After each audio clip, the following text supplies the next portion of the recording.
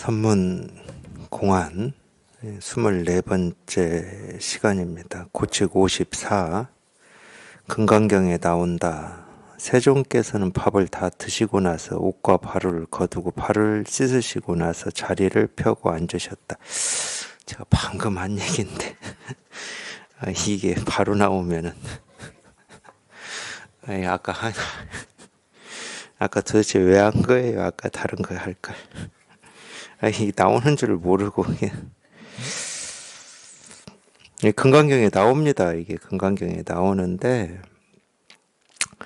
이것도 그래요. 금강경에 이런 말이 나온다 이렇게 아는 거는 자기 게 아닌 겁니다. 금강경에 나오는 거지 자기 게 아니잖아.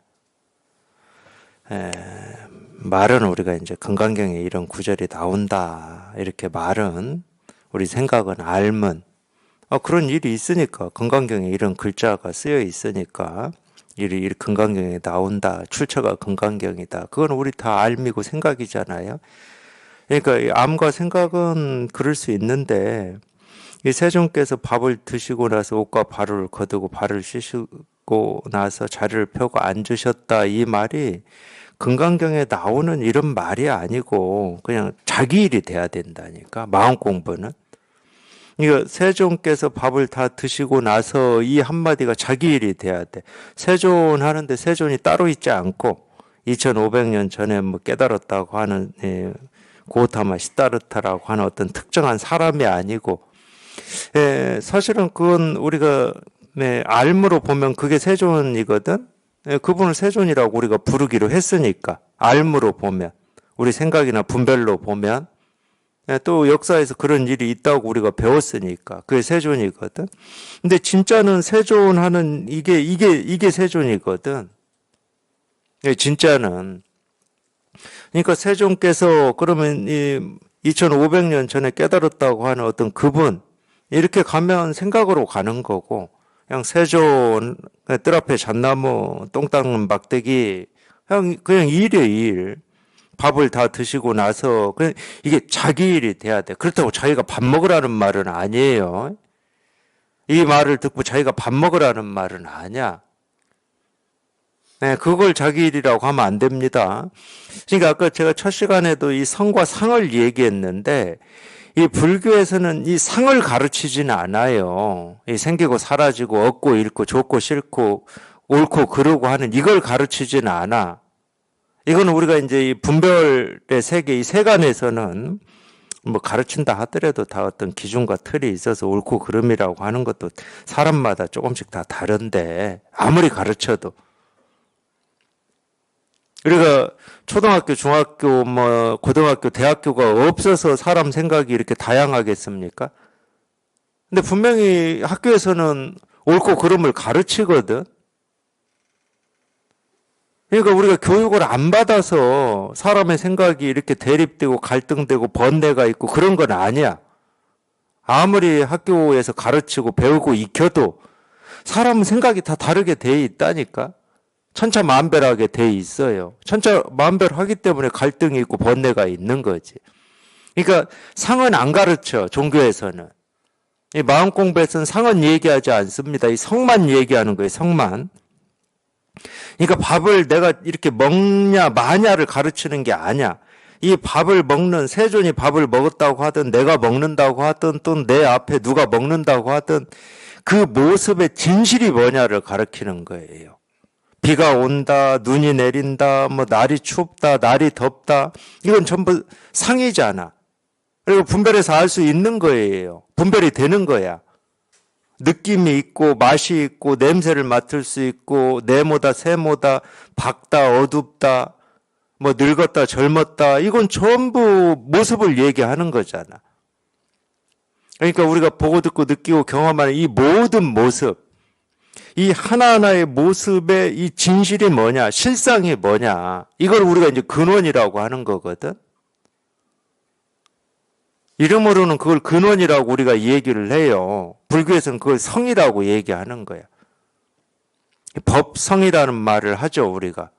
법성, 원용, 무이상 이런 말이 있잖아요. 그러니까 이 종교는 이 성만 가르치는 거예요. 우리의 본성, 진여, 자성만 가르치는 거야. 그러니까 밥을 먹었냐 안 먹었냐 이거는 전부 이제 모습을 가지고 하는 거고, 그런 일이 있었냐 없었냐, 있냐 없냐, 전부 모습을 얘기하는 겁니다. 이 모습은 변해요. 그렇기 때문에 없다가 생기기도 하고, 생겼다가 없어지기도 하고, 커지기도 하고, 줄어들기도 하고, 깨끗하기도 하고, 더럽기도 하고, 이 모습을 이렇게 변하는 거야. 그래서 불교에서는 그 모습을 허망하다는 표현을 써요. 변하기 때문에 허망하다고 그러는 겁니다. 그러니까 우리가 보통 이제 세간에서 허망하다 그럴 때 뭐 거의 비슷하긴 하죠. 근데 허망하다는 변한다는 말이에요. 변한다는 말은 믿고 의지할 게 안 된다는 말이지. 예를 들어서 그런 거 있잖아요. 우리가 사는 지금 우리가 사는 다른 나라는 모르겠고, 우리가 사는 지금 이 사회는 모든 가치의 중심에 뭐가 있냐? 돈이 있어요. 돈이. 그러죠? 근데 이 가치의 중심이 돈이다. 그러면 돈이 있으면 안심이 되고 두렵지 않고, 돈이 있으면 뭐든지 할 수 있을 것 같은 자신감도 있고 이런 거잖아. 모든 가치의 중심에 돈이기 때문에. 근데 이 돈이라고 하는 게 그렇게 중요해서 보관을 해놨는데 벌레가 먹어가지고 없어져 버리는 거다. 그럼 우리가 허망하다고 그러는 거예요. 그게 내 손에 있을 때는 허망하지가 않은 거지. 그런 거 아닙니까? 이 몸뚱아리도 마찬가지야. 이 몸뚱아리가 계속 젊음과 건강을 유지할 수 있다. 그러면 허망하지가 않지. 근데 이걸 나라고 우리가 뭐 착각이라고 하든 그걸 망상이라고 하든 분별이라고 하든 나라고 여기고 살고 있는데, 이 몸뚱아리가 젊고 건강할 때가 있었는데 점점 늙고 병들고 죽음에 가까워져. 그러면 우리가 좀 허망하잖아. 그런 측면을 얘기하는 거예요. 상을 얘기할 때 이 종교에서. 그 얘기는 다른 말로 하면 믿고 의지할 게 안 된다는 거야. 그거는. 믿고 의지하는 만큼 어떤 실망도 크고 절망도 크다는 거야. 그게 본내지. 의지하고 있을 때는 좋을지는 모르지만 돈이 딱 그거지. 뭐 돈, 우리 재산. 내 손에 딱 있을 때는 의지가 돼. 실은 가치의 중심이라고 그러니까 우리가 좀 이렇게 헐렁하게 생각할 수도 있는데 그렇지가 않습니다. 가치의 중심이 돼버리면 모든 걸로부터 우선해요. 이게. 모든 걸로부터 우선해버립니다. 혈육보다도 우선해버리는 거예요. 이렇게 만만한 얘기가 아닙니다. 이런 얘기들이. 근데 어쨌든 이 상이라고 하는 것은 그렇게 허망하다는 거예요. 왜? 이따가 사라져버리니까. 건강하다가도 병들어버리고 그냥 갑자기 뭐 죽어버리고 이러니까 허망하다고 그러는 거야. 그러니까 허망하다는 말은 생기고 사라진다. 생멸이라는 얘기입니다. 종교에서 허망하다라는 얘기는 생멸이라는 얘기예요. 생멸하기 때문에 믿고 의지할 게 안 된다. 이 생멸하는 걸 믿고 의지하면은 번뇌가 생길 수밖에 없지. 그냥 기본적으로 생기지, 기본적으로. 그래서 아무리 이 돈이라고 하는 게 가치의 중심이 있다 하더라도 우리가 계속 돈을 벌면 그냥 벌고 벌어도 부족을 느끼고 불만족을 느끼는 것은 이런 점 때문에 그러는 겁니다. 생기고 사라지고 커지고 줄어들기 때문에. 근데 성이라고 하는 건 그런 게 없는 거야. 왜? 모습이 없기 때문에. 이게 핵심이야. 모습이 없으면 생기고 사라질 수가 없죠. 커지고 줄어들 수도 없죠. 근데 단점이 하나 있어. 생기고 사라지지도 않고 커지고 줄어들지도 않고. 그게 이제 왜 반야심경에도 나와요. 부정불감 이런 말이 나와. 불생불멸. 생기지도 않고 사라지지도 않고 커지지도 않고 줄어들지도 않는다 이 말이잖아. 근데 이 성에 단점이 하나 있다니까. 무슨 단점이냐? 모습이 없어가지고 우리가 볼 수가 없고 들을 수가 없고 알 수가 없어. 다른 말로 하면 분별이 안 되는 거야. 분별되는 거에만 우리는 익숙해져 있는 사람들이거든.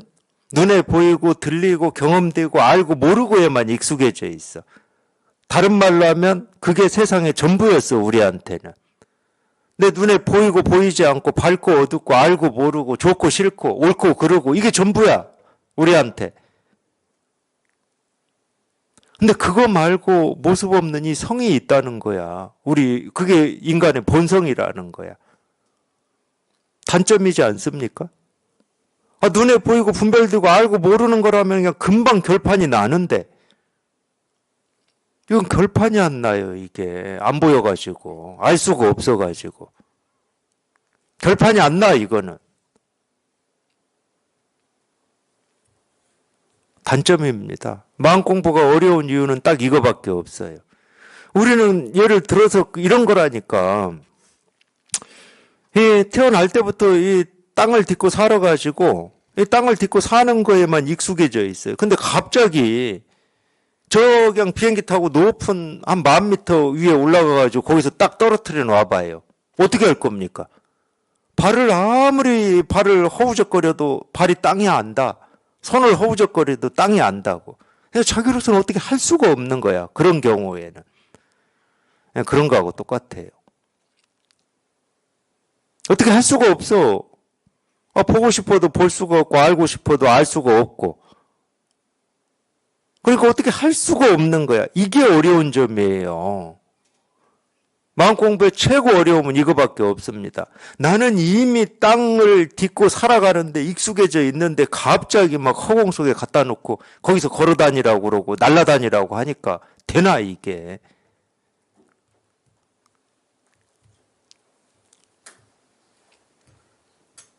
근데 우리가 아무리 머리로 허공에서는 발을 디딜래야 디딜 땅이 없고 잡을래야 잡을 뭐가 없다 이렇게 알고 있다 하더라도 그런 걸 우리가 관성이라고 그러는데 사람은 다 그렇습니다. 허공에 던져놔 보세요. 땅을 디디려고 막 발을 발부동을 쳐요. 아무리 디디려고 발부동을 쳐도 발에 닿을 땅이 없으면 머리로는 안다니까.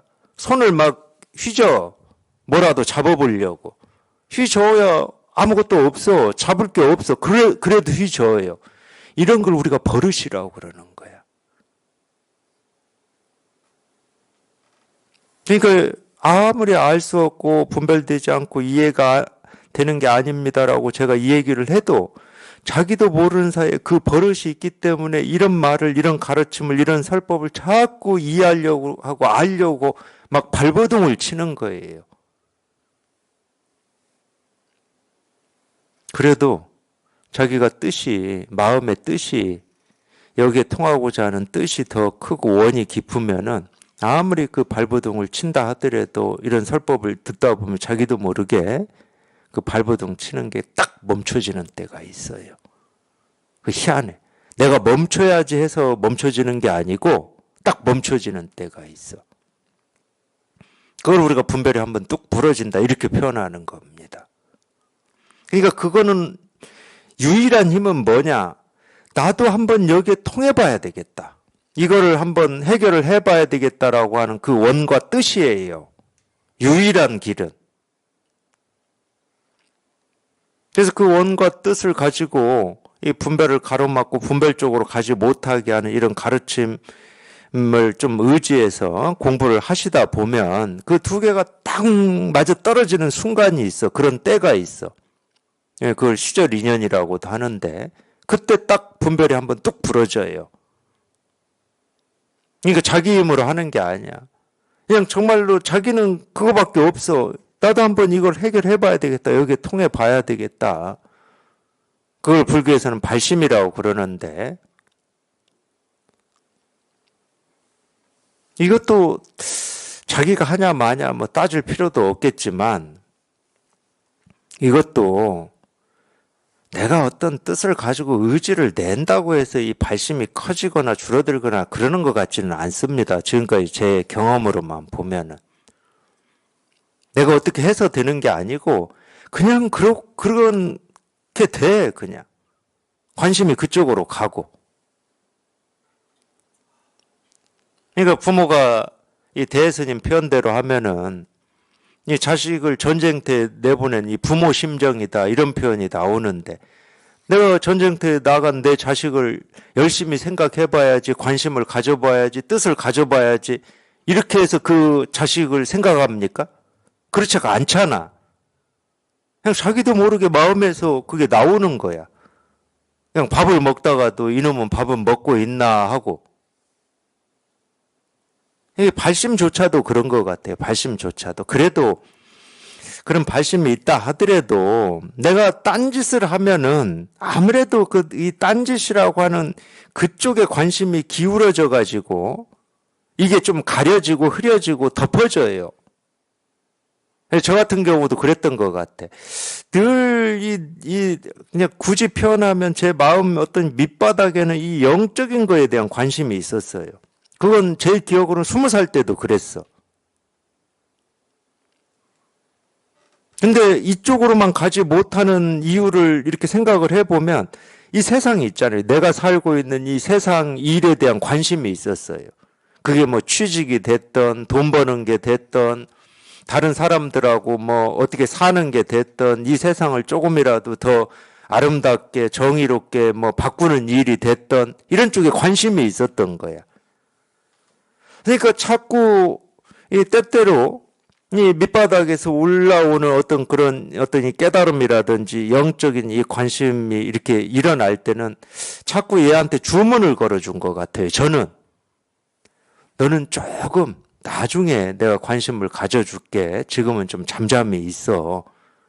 나는 지금은 이거를 좀 해야 돼. 이랬던 것 같아요, 제가.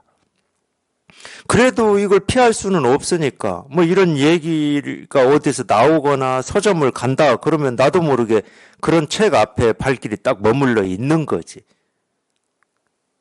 피할 수는 없어. 그러니까 이것도 내가 막 키워서 키워질 수 있는 어떤 거다. 저는 그렇게는 말을 못 하겠고, 관심이 있긴 있는데, 어떤 이 다른 일에 좀 내가 관심을 기울이고 이러니까 좀 덮어지고 눌러지고 좀 그러는 면은 있는 것 같아요. 그러니까 제가 가끔 도반들이 이렇게 물을 때 사람이라면 다 그렇게 생각하거든. 남의 떡이 커 보인다고.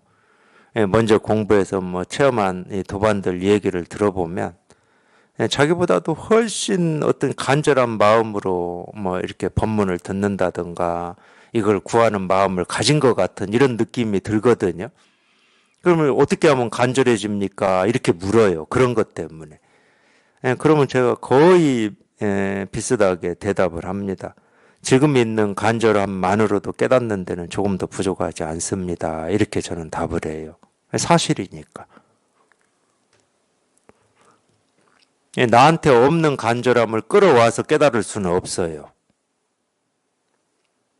지금 있는 간절함만으로도 깨닫는 데는 조금 더 부족하지 않습니다. 근데 지금 있는 이 간절함도 그러니까 뭐라고 할 말이 없어. 못 지켜. 그냥 다른 거에 그냥 관심을 쏟아버려. 자기도 모르게. 버릇이죠, 그것도. 이번 부심사는 정진법회 할 때, 질의응답 때, 좀 거사님이 그런 말씀 하셨죠. 머리로는 다 알겠다는 거예요. 연세도 많으셔가지고. 저하고 대화를 꽤 나눈 분이어서 제가 조금은 압니다. 연세도 많고 이래서 80 넘어서 이 공부를 만나서 오셨으니까 자기는 죽기 전에 이거 해결을 한번 해봐야 되겠다. 80생애까지 자기가 불교라고 여기고 했던 공부는 지금 와서 보니까 다 쓸데없는 공부였다. 이러면서 이제 이 공부 해야 되겠다고 하셨거든. 저한테 분명히 그렇게 말씀하셨어. 그 정도 심정이면 못 깨달을 수 있겠습니까? 근데 이번에 질의응답 때 하시는 말씀을 보니까 머리로는 그렇게 알고 있다는 거야. 그러니까 그 말도 자기 생각으로 하신 거야. 근데 아침에 눈 뜨면은 세상이 걱정되고 막 그런다는 거예요. 그런 게 이 공부에 대한 이 관심, 이 간절함을 이렇게 흐리게 하는 겁니다. 진짜로 이렇게 뜻이 있다 그러면은 그렇게 안 되거든. 그렇게 되겠습니까?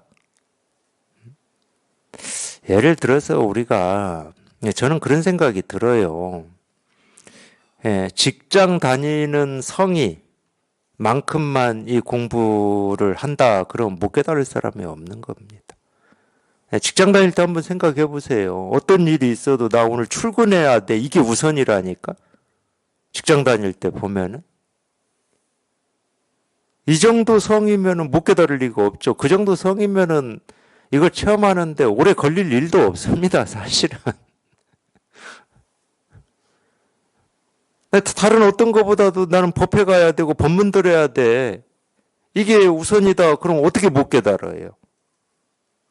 그러니까 특별한 힘이 필요한 게 아니다니까.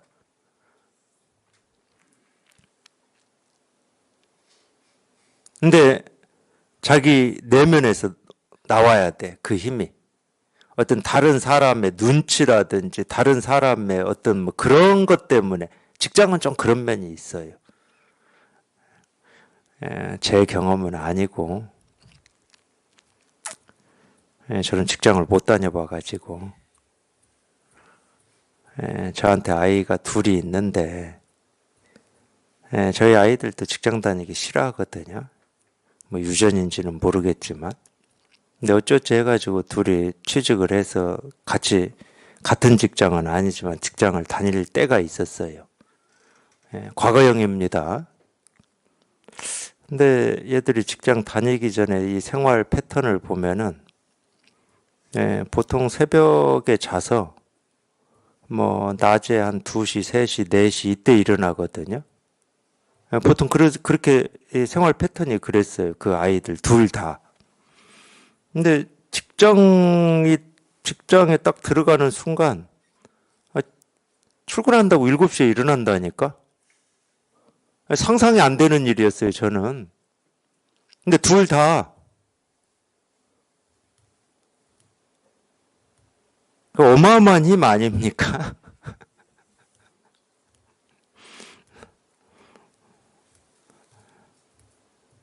근데 그런 힘이 누구한테나 다 있는데 간절함이 부족해서 못 깨닫는다. 그건 제가 볼 때는 변명이에요, 변명. 자기가 딴짓하는 겁니다. 다른 쪽에 관심을 자꾸 자기도 모르게 막 기울이는 거예요. 그 고사님 표현이 정확한 거예요.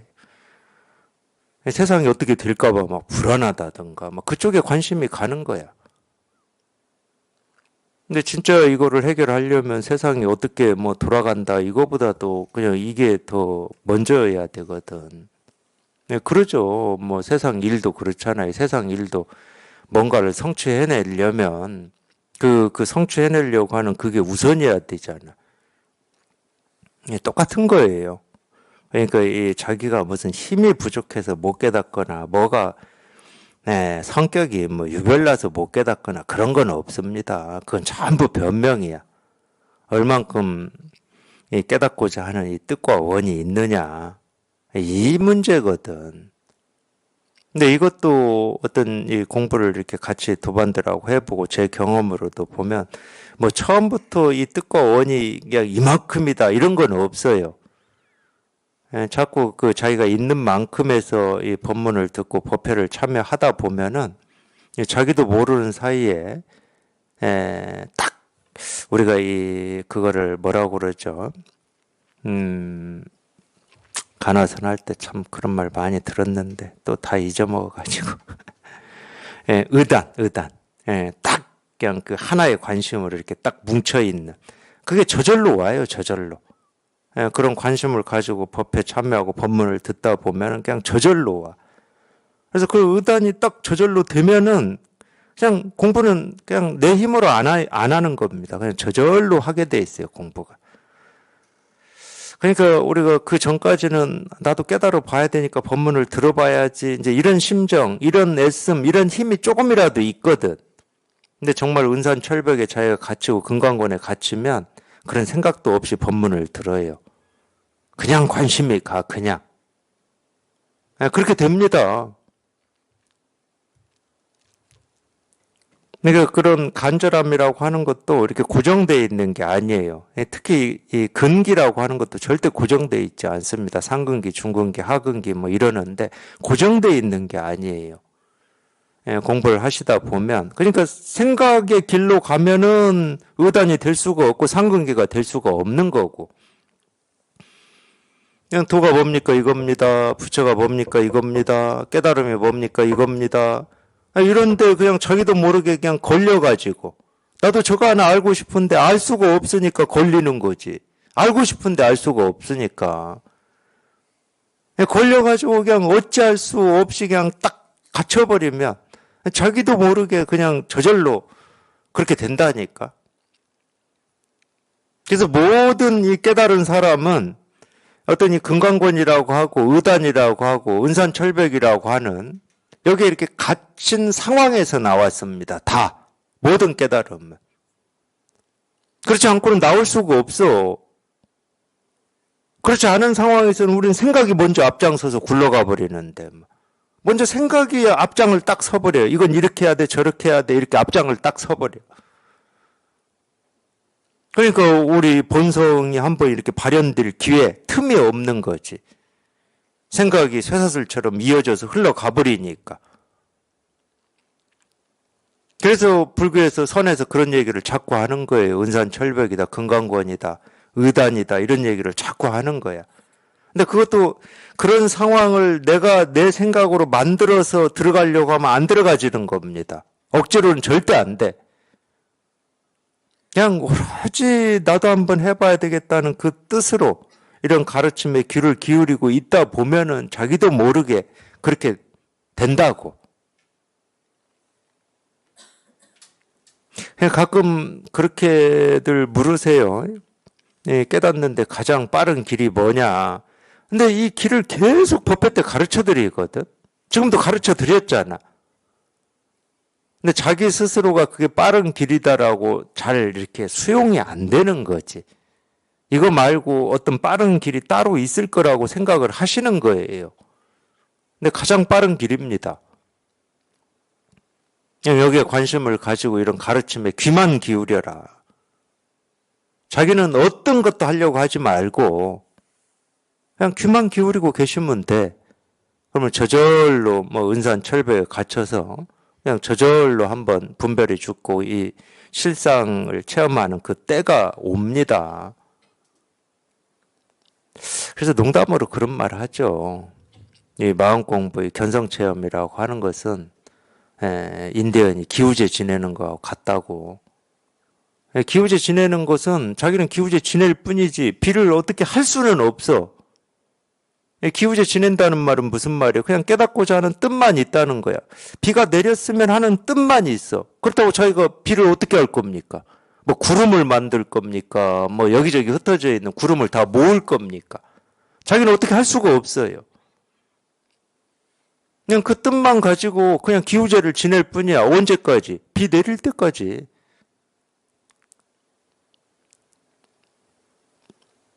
이 뜻만 가지고 귀만 열어놓고 그러고 계시다 보면 근데 기우제보다 이게 더 확실해. 기우제는 비가 안 올 수도 있거든. 근데 뜻만 가지고 이런 가르침에 귀를 기울이다 보면 이거는 확실히 와. 이거는 비가 반드시 내려요. 통하게 돼 있어요. 통하게.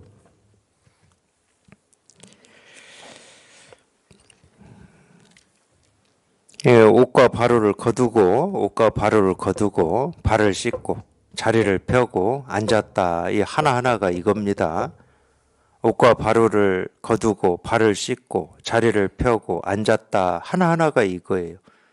그 하나하나의 모습에서 이거를 이렇게 수없이 쉼없이 끊어짐 없이 가르치고 드러내고 보여주고 있는 거지. 근데 거기에 모인 대중들이 그걸 알아들었겠습니까? 어제 아침에도 하고 오늘 아침에도 하고 그제 아침에도 했던 일이거든요.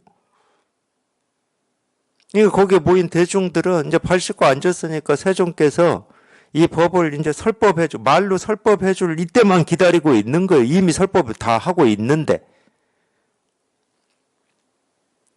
말로 하는 것만 설법이라고 지금 딱 고정돼 있어, 그런 분들은.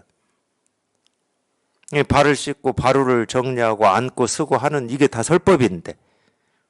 이거 하나를 다 보여주고 있고 이걸 다 실현하고 있는데 너나 나나 할 것 없이. 못 알아듣는 거예요. 어제도 한 일이고 그제도 한 일이고 1년 전에도 한 일이고 그렇게 생각하는 거지. 어제도 해 떴고 오늘도 뜨고 그제도 떴고 1년 전에도 뜬 거야. 그냥 그 일이야, 그거는. 해가 뜨는 일이다. 이렇게만 알고 있는 거야. 그러니까 알매 문제지, 그거는.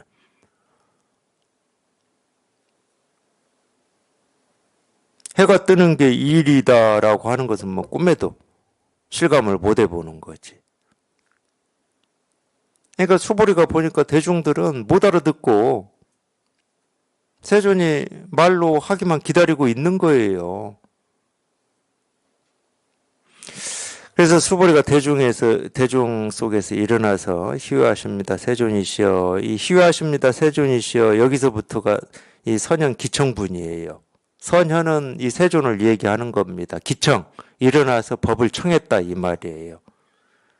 이미 세존께서는 밥을 드시고 바루를 정리하고 자리를 펴고 발을 씻고 앉는 걸로 이걸 다 보여주고 설법을 다 하셨는데 여기에 모인 대중들이 못 알아들었습니다.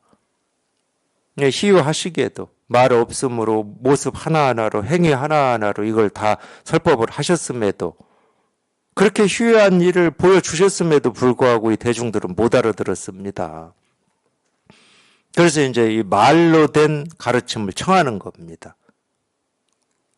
희유하십니다 세존이시여, 여기에 보인 대중들이 이유 없는 바르고 평등한 깨달은 마음을 다 내었습니다. 발심은 다 하고 있다는 거야. 발심만 하고 있지.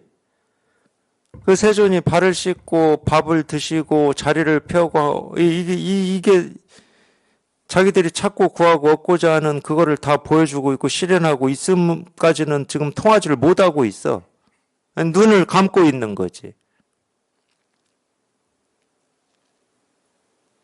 그래서 설법을 청해요. 이유 없는 바르고 평등한 깨달은 마음을 다 내었습니다. 이 마음을 어떻게 항복시키고 어떻게 유지해야 됩니까? 하고 질문을 하잖아요.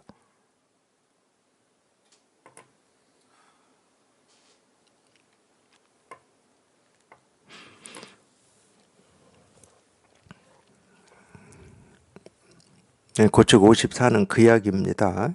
고칙 55 금강경에 나온다. 만약 모든 형상을 보되 그것이 형상이 아니라면 곧 열애를 부는 것이다. 뭐 형상이라는 말은 한자고 모습이라고 해도 되죠. 모습을 보되 그것이 모습이 아니라면 곧 열애를 부는 것이다.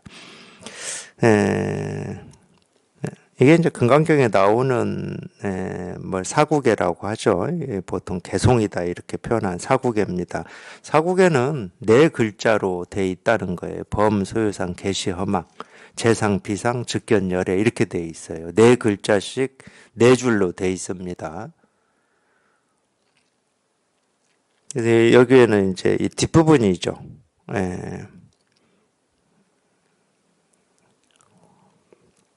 앞에 이제 범, 소유상, 계시어망 여기까지는 빼고 뒷부분 재상, 비상, 즉견, 열애 이 뒷부분 두 줄 개송 중에 뒷부분 두 줄만 얘기하고 있는 겁니다. 모든 모습을 보되 그것이 형상이 아니라면 곧 열애를 보는, 이것도 참 저도 이제 이 선을 공부할 때 참 의문이 많고 궁금했던 겁니다. 아까도 첫 시간에도 제가 말씀드렸던 것 같아요.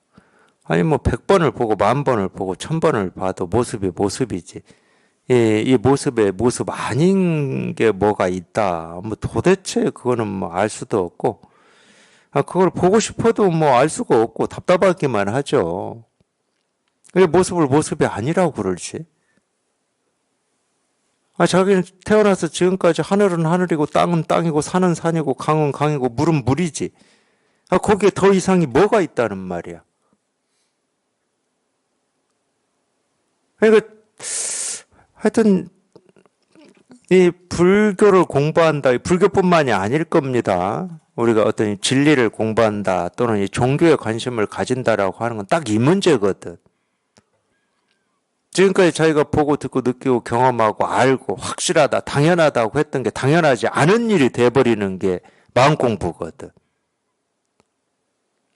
그러니까 아무리 내가 지금까지 살면서 이건 어떤 일이 있어도 옳다 또는 이렇게 살아야 된다라고 하는 어떤 기준과 틀이라고 하는 게 이 마음공부에서는 쓸모가 없어요.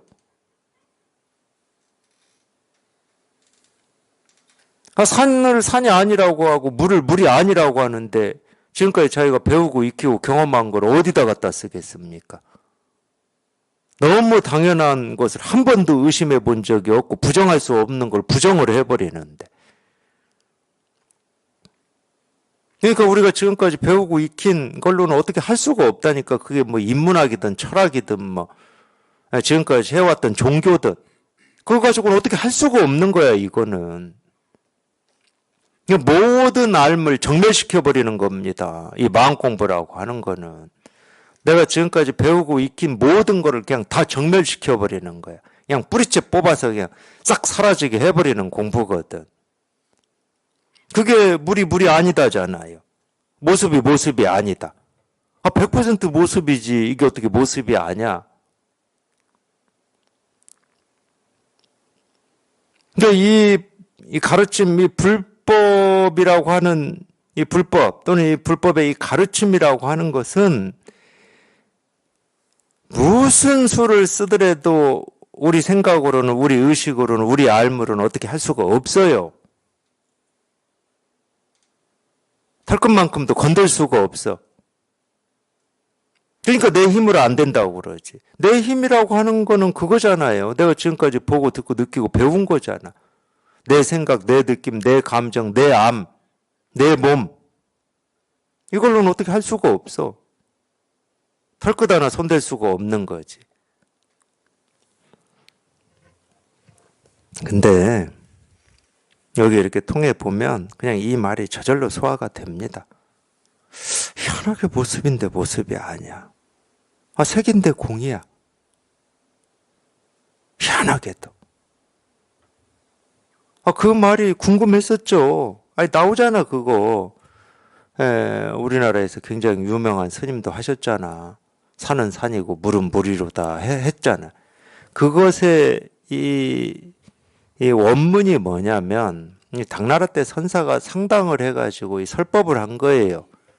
내가 불교에 입문하기 전에는 산은 산이었고 물은 물이었다. 근데 내가 불교 공부를 하고 보니까 산은 산이 아니고 물은 물이 아니더라. 근데 불교 공부를 끝마쳐 보니까 산은 산이고 물은 물이더라. 그러면 내가 불교 공부를 하기 전에 산은 산이고 물은 물이다고 했던 거하고 지금 산은 산이고 물은 물이다고 했던 게 같으냐 다르냐 이 질문을 하고 딱 끝냈어요. 괜히 말 길게 해가지고 어렵게 만들었네.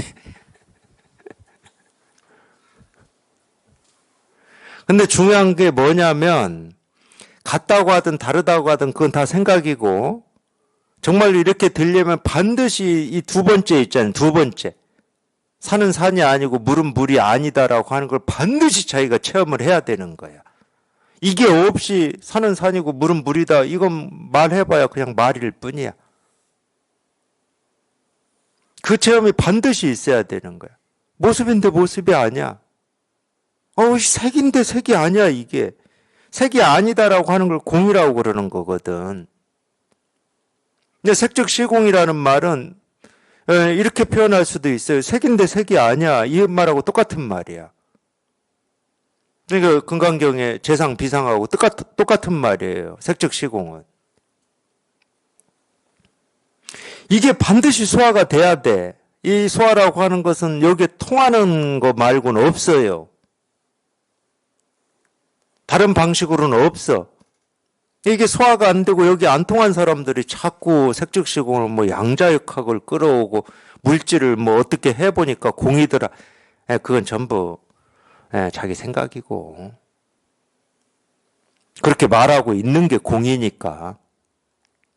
뭐 물질을 깨보니까 텅 비어있더라. 그게 공이 아니고 물질을 깨보니까 하는 그게 공이야. 그냥 깨볼 것도 없어. 그냥 있는데 공이야 그냥.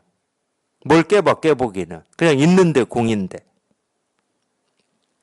이거 반드시 거기에 한번 통해야 돼요. 통하면 그냥 이 말이 그렇게 무슨 말일까 하고 의문도 있었고 관심도 있었고 나도 저걸 알고 싶고 어떤 이치 도리가 있을까 했는데 그냥 딱 통하고 나면 그냥 저절로 아무 생각 없이 소화가 돼.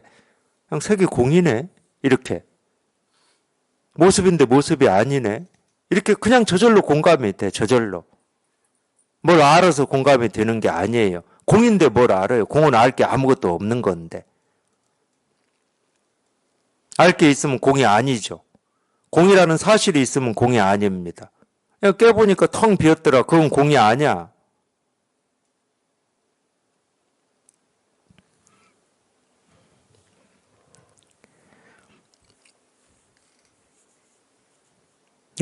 모습이 아님을 한번 이렇게 실감을 해야 되는 겁니다. 모습이 아님을 한번 이렇게 실감하는 거. 그게 정멸이고 해탈이에요. 그러니까 열애를 보는 것이다. 이렇게 표현하는 거죠. 즉견열애다. 법안은 이렇게 말하였다. 이 법안 문익이라고 하는 선사인데, 이 법안 문익은 이 법안종의 개조입니다. 당나라 때 이 선종이 이 5종으로 흘러요. 같은 강물인데 이 강물이 이렇게 5개의 흐름으로 흐릅니다. 그 중에 하나가 이제 법안종인데, 법안종의 개조는 법안 문익이라고 하는 선사였어요. 그러니까 이 모습이 아니다, 이 이야기를 이 법안 문익이 이렇게 말하였다. 만약 모든 형상을 보되 그것이 아니라면 곧 열애를 보지 않는 것이니라. 그러니까 여기서는 위에서는 열애를 보는 것이다고 그랬는데 법안 문익은 곧 열애를 보지 않는 것이다 이렇게 표현했거든요. 그러니까 열애를 본다라고 하는 말도 방편이에요. 열애라고 하는 게 모습이 있어야 우리가 보지. 그러니까 이 본다라고 하는 말은 이때는 본다라고 하는 말이 그러니까 보지 않는 것을 본다고 그러는 거예요. 능엄경에도 그런 말이 나옵니다. 능엄경에서는 세존이 참 어렵게 말해가지고 사람들을 헷갈리게 해요. 왜 너는 내가 보지 않는 곳을 보지 않느냐 이렇게 말하거든. 그러니까 본다라고 하는 말은 이 법에서 본다, 열애를 본다라고 할 때 이 본다라고 하는 것은 보지 않는 걸 보는 거라니까. 그러니까 법안 문익이 열애를 보지 않는 것이다라고 하는 말이나 열애를 보는 것이다라고 하는 말이나 똑같은 말이야. 하나는 긍정이고 하나는 부정인데 똑같은 말이에요. 우리 세간의 국어에서는 이게 안 됩니다. 세간의 국어에서는 본다는 말과 보지 않는다는 말은 상반된 말이고 다른 말이고 떨어져 있는 말이에요. 근데 마음의 세계에서는 본다는 말하고 보지 않는다는 말이 똑같은 말이야. 본다라고 하는 것은 보지 않는 걸 보는 거니까.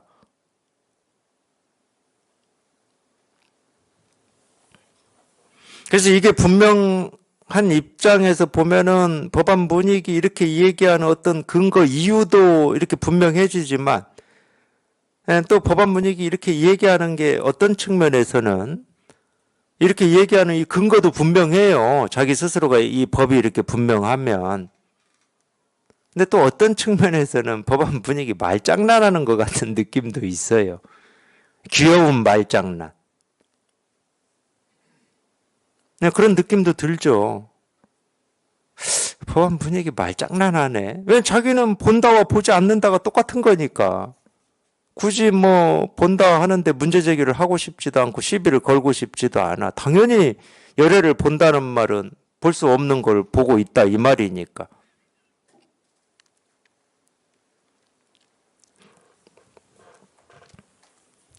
고책 56 금강경에 나온다. 모든 성현들은 모두 무위법 때문에 차별이 됩니다. 모든 성현들은 모두 무위법 때문에 차별이 됩니다. 이거 금강경에 나오나 보네요. 제가 금강경 가지고도 법회를 지금 몇 번을 했는데 이런 말이 나온다는 게 처음 듣는 말 같아요. 참 희한한 말이죠. 마음 공부하시는 분들이 무위법에 통달하고 싶어서 참 안달 몸부림을 하고 계시는데 이 무위법 때문에 차별이 된다고 해버리니까 참 희한한 말이죠. 물론 이렇게 볼 수도 있어요. 무위법에 통달했느냐 하지 못했느냐에 따라서 차별이 있다 이렇게 해석할 수도 있어. 우리가 깨달았다라고 하는 건 무위법에 통했다는 거거든.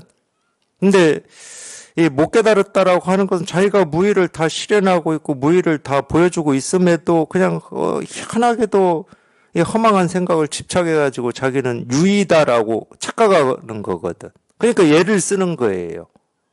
뭔가를 이루기 위해서 애를 쓰고 더 나아지기 위해서 몸부림을 치고 목표를 세우고 인생은 이렇게 살아야 되고 이런 의미와 가치가 있어야 되고 이렇게 애를 쓰는 거야.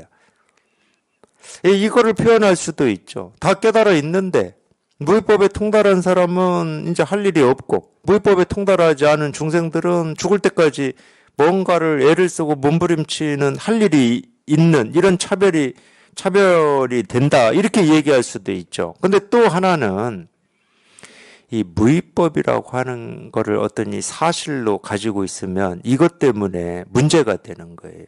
이 무위법이라고 하는 이걸 기준으로 해서 세상을 또 다 나누어 버리거든. 저건 무위법이 아니야, 이건 무위법이야 이렇게 나누어 버려요. 그것도 차별이죠. 뭐 이런 뜻으로 썼나 저런 뜻으로 썼나는 모르지만 둘 다 얘기할 수가 있습니다. 결국은 이 무위법으로 부처와 중생이 차별이 될 수 있거든. 근데 이 무위법이 그렇다고 못 깨달은 사람은 지금 이 무위법이 없는 거냐? 있다니까요. 무의로 하고 있어. 그러니까 우리가 생각, 느낌, 감정, 어떤 내가 이렇게 살아야 되지 저렇게 살아야 되지 하는 이 뜻과 이 원이라고 하는 것도 무의에서 나오는 거거든. 근데 분별하는 중생은 내 힘으로 나온다고 착각을 해요. 내 생각, 느낌, 감정, 뜻, 의지, 목표 이런 거를 절대 그렇지가 않습니다. 전부 무의에서 나와요. 그렇기 때문에 자기가 분별을 하고 망상을 하고 착각 속에서 살아간다 하더라도 이 무의법을 실현하고 있는 거야. 그걸 우리가 부처의 세계라고 그러고 깨달음의 세계라고 그러고 본래 이 세계는 깨달아 있다라고 하는 말의 뜻이 그거예요. 근데 자기 스스로만 자기만 착각하고 있는 거야. 그걸로 이 차별이 된다 이렇게 말할 수 있잖아.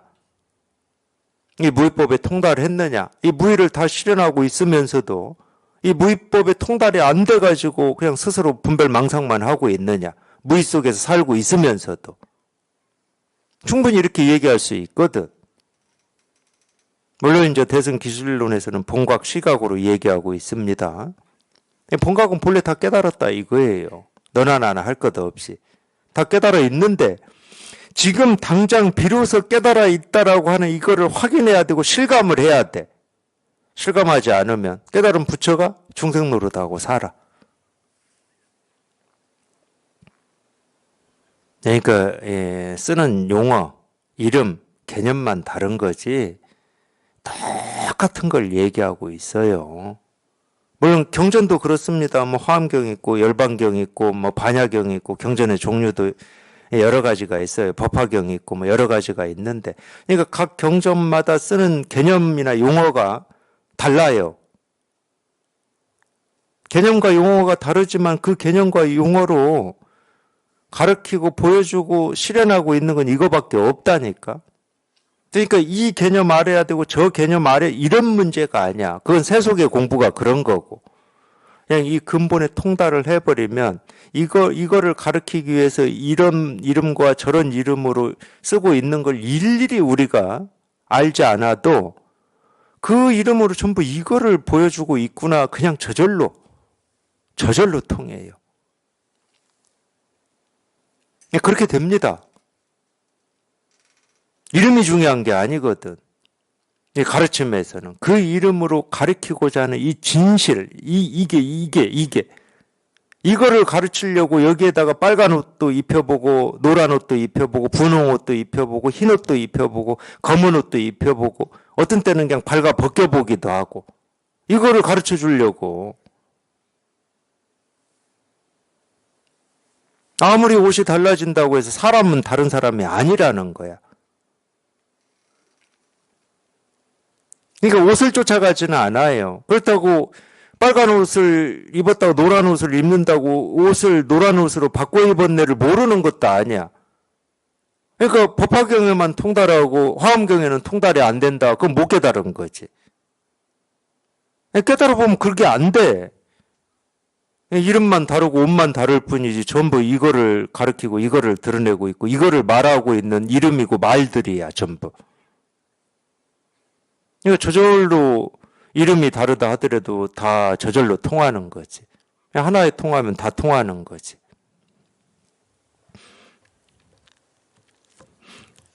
이 무위법이라고 하는 것, 뭐 이게 이제 이 무위법이라고 하는 게 이 세계 실상을 표현하는 또 다른 이름인데, 실상이라는 말도 이름이고 깨달음이라는 말도 이름이고, 우리 진여자성이라고 하는 말도 이름인데, 그러니까 이 이름이 다를 뿐이에요. 무위법이라고 하는 건 이 불법을 얘기하고 실상을 얘기하는 겁니다.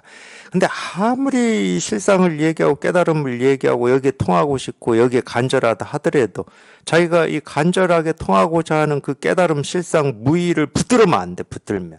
그걸 사실로 여기시면 안 된다고. 그럼 거기에 갇히는 겁니다.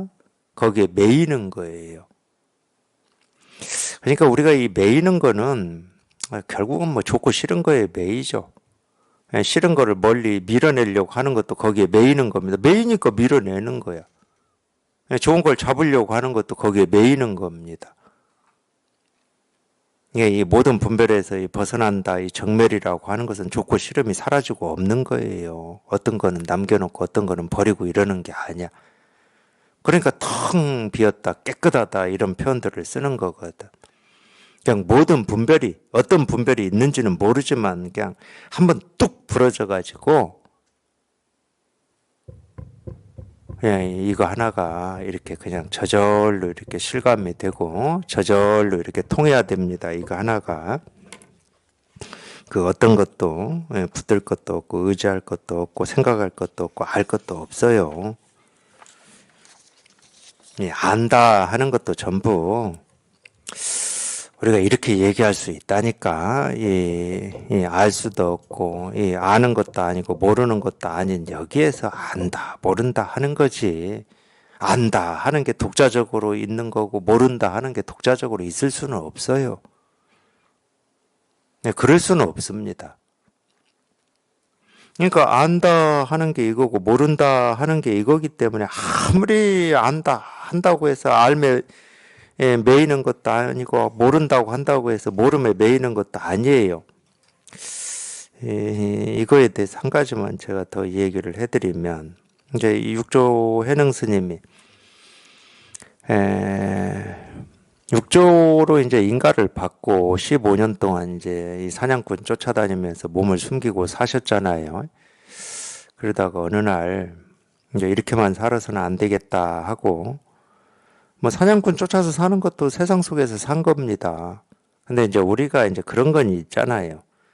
그렇게 사냥꾼 쫓아다니면서 이렇게 이 몸을 숨기면서 이렇게 자기를 숨기면서 이렇게 살다가 이제는 이거 이렇게만 살면 안 되겠다. 세상에 나가서 이제 이 법을 좀 전해야 되겠다. 이제 그럴 때 이제 우리가 말로는 표현을 그렇게 하죠. 이제 이 세상에 몸을 드러냈다 이렇게 표현합니다. 사냥꾼 쫓아다닐 때도 세상 속에서 살고 있었던 거고 세상 밖에서 산 건 아니죠. 근데 어쨌든 이제 어떤 기준이 그런 거예요. 그때는 이제 뭐 법을 전한 건 아니잖아. 그러니까 이제 법을 전해야 되겠다 하고 이제 인종대사가 열반경을 강의하는 어떤 그 절에 처음으로 몸을 드러냈다고 그러죠. 그래서 이제 거기서 그 유명한 바람이 움직이는 것도 아니고 깃발이 움직이는 것도 아니고 너희 마음이 움직이는 것이다. 이 한마디 해가지고 인종대사가 깜짝 놀래서 혹시 소문으로만 듣던 육조가 아니십니까? 해가지고 인종이라고 하는 이 스님이 육조 해능을 이 법회를 이렇게 열게 밑받침을 해준 겁니다. 그래서 머리도 그 인종 스님이 깎아줬어요. 머리를 거기서 깎았습니다. 그런 거 보면은, 우리가 신약을 보면은, 예수라고 하는 이분이 세례를 요한한테 받습니다. 예를 들면은 이런 거하고 똑같아요. 그러니까 인종이라고 하는 스님은 출가는 했지만 못 깨달은 사람이야. 근데 이 사람이 머리를 깎아주거든. 그러니까 세례 요한하고 예수하고 관계가 좀 비슷해요. 세례 요한은 예수, 그러니까 그쪽에서 쓰는 말로 써줘야 되나? 하나님의 자식은 아니잖아. 근데 세례 요한이 세례를 하면서 이 진리를 전할 수 있게 이 발판이 돼주고 이 펼쳐주잖아요. 그게 이제 인종 스님이 그렇게 펼쳐줬어요. 이분이 육조 스님이다. 이분의 가르침을 우리는 이제 뭐 들어야 된다 해가지고 그렇게 펼쳐준 거거든. 네, 그래서 이제 이 조계라고 하는 지역에서 아마 조계의 보림사일 겁니다. 절 이름이. 거기서 육조 스님이 37년 동안 이제 법을 펼치시는데 황제가 불러도 안 나가고 병을 이유로 안 나가고 37년 동안 법을 펼치다가 돌아가십니다. 물론 이제 돌아가신 곳은 이제 자기가 이 소주라고 하는 지역에 노모를 모시고 살던 거기에서 돌아가셔요. 네. 하여튼 37년 동안 거기서 법을 펼쳤어요. 그게 이제 조계의 법이에요. 육조 스님의 법인데 어느 날 어느 스님이 찾아와요. 찾아와서 묻습니다. 이 육조 스님이 인가를 받은 게 오조 홍인대사거든. 오조 홍인이 머물렀던 곳은 동산입니다. 동산이라고 한 산에 있는 절에서 머무르면서 법을 펼치셨는데 하여튼 물어요. 오조의 홍인은 누가 얻었습니까? 누가 이었습니까? 이렇게 묻거든. 그러니까 육조가 그럽니다. 법을 아는 사람이 이었다 그래요. 그러니까 이 스님이 이제 궁금하죠. 그러면 스님께서는 법을 아십니까? 이러니까 육조의 답이 나는 법을 모른다.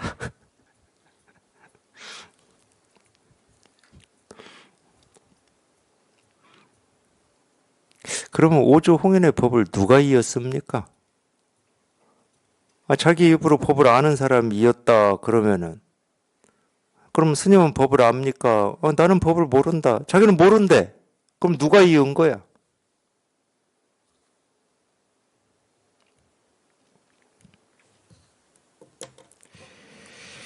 아까 여기 나왔죠. 열애를 보는 것이다. 열애를 보지 않는 것이다. 법을 안다, 모른다. 똑같은 거예요. 우리는 안다, 모른다 하면 벌써 우리가 지금까지 살아온 이 기준이 있어요. 기준, 틀이 있어. 안다, 모른다라고 하는 틀이 있어. 그리고 안다와 모른다는 달라. 근데 이 마음에서는 그렇지가 않다니까. 마음에서는 안다 하는 게 뭐냐면 모른다라고 하는 거예요. 그게. 모른다는 사실을 안다는 말이 아니야. 참, 이 말로 다 안 돼, 이게. 이 법에서는 안다, 모른다가 아무런 차별이 없다니까. 그래서 이 한자로는 이 견성이라는 말도 그 말이고, 견은 본다라는 말이거든. 성품을 본다라는 말이야. 견성이라는 말이. 그럼 본다라고 했을 때는 성품이 어떤 거다 할 때 우리가 본다라고 하는 거지. 근데 성품에는 모습이 없어. 볼 수가 없어. 그러니까 볼 수 없는 걸 보는 거야. 그러니까 알 수 없는 걸 아는 거지. 안다라는 말은. 근데 우리가 세간에서 안다, 모른다라고 할 때는 알 수 없는 것은 알 수 없는 거고 아는 건 아는 거지. 알 수 없는 걸 안다는 말은 없어요. 세간에서는. 알 수 없은 거 알미라고 하는 게 같을 수가 없어. 세간에서는. 근데 이 마음에서는 그렇지가 않습니다. 알 수 없는 걸 아는 거예요. 우리가 여기에 통한다라고 하는 거는. 이건 죽었다 깨어나도 알 수가 없습니다. 그러니까 이 알 수 없는 거를 통하는 거야. 분별되지 않는 거에 통하는 거야. 그러니까 분별되지 않는 거를 분별하는 거야. 그러니까 알 수 없는 걸 안다는 거지.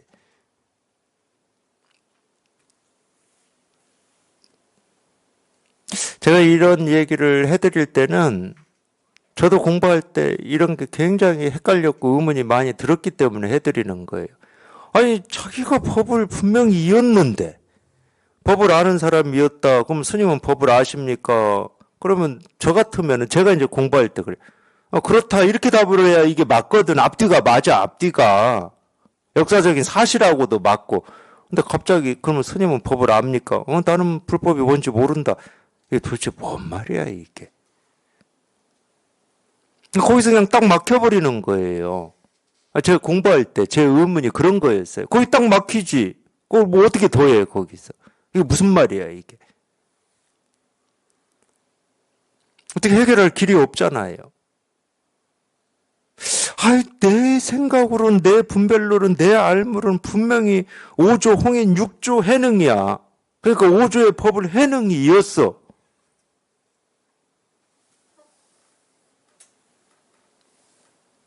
내 생각은 그렇거든. 이건 너무 당연한 거고, 그건 뭐 역사적인 사실로 우리가 다 배워서 익혔거든.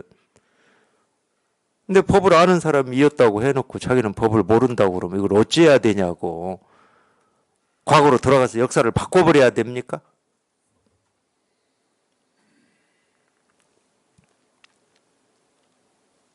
이렇게 세간의 일하고 출세간의 일은 이렇게 차이가 있는 겁니다. 말할 수 없을 만큼 큰 차이여가지고 세간과 출세간은 절대 화합이 안 되는 거예요.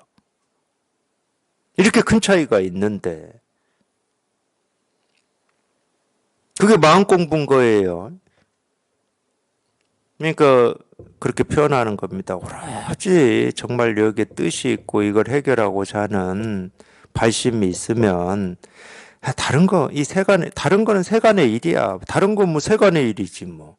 우리가 다른 거 그럴 땐 세간의 일 말고 더 있습니까? 세간의 일에는 관심을 기울이지 마시고 여기에만 관심을 기울이시라. 도가 뭡니까? 이겁니다. 부처가 뭡니까? 이겁니다. 깨달음이 뭡니까? 이겁니다. 마음이 뭡니까?